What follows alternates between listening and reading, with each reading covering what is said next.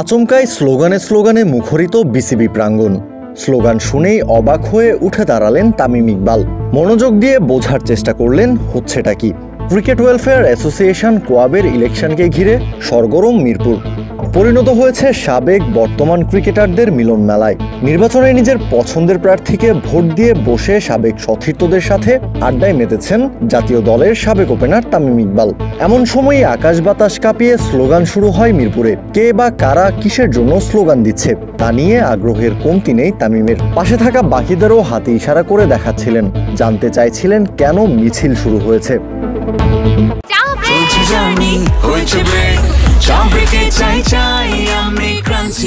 যে কোনো চা ব্রেকে বিস ক্লাব ড্রাই কেক, চায়ের সাথে আয়েশ। এরপর দাবি দাওয়া নিয়ে বিসিবিতে আসা ওই মিছিলের কাছে যান তামিম ইকবাল। আর তামিমকে দেখেই যেন বেড়ে যায় আন্দোলনকারীদের মিছিলের শব্দের তীব্রতা। তখনই স্পষ্ট হতে শুরু করে কি কারণে তাদের এই জমায়েত।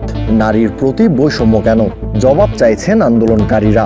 তাদের দফা এক, দাবি এক, মেয়েদের কাউন্সিলরশিপ দিতে হবে, যাতে তারা বিসিবি নির্বাচনে ভোট দেওয়ার পাশাপাশি পরিচালক পদে লড়াই করতে পারেন।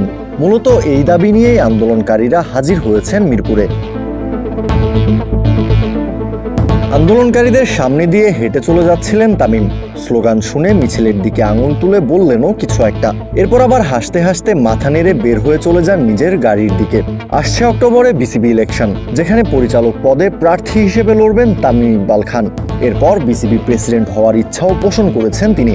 মেয়েদের কাউন্সিলরশিপ পাওয়া নিয়ে বিসিবি প্রাঙ্গণে যে দাবি উঠেছে, নির্বাচনী সমীকরণে তা তামিমের পক্ষে যাবে নাকি বিপক্ষে সেই হিসেব বাদ দিলেও নারীদের প্রতি হওয়া বৈষম্য নিয়ে শুরু হওয়া মিছিল যে বেশ চমকে দিয়েছে তামিমকে, তা আর বলার অপেক্ষা রাখে না।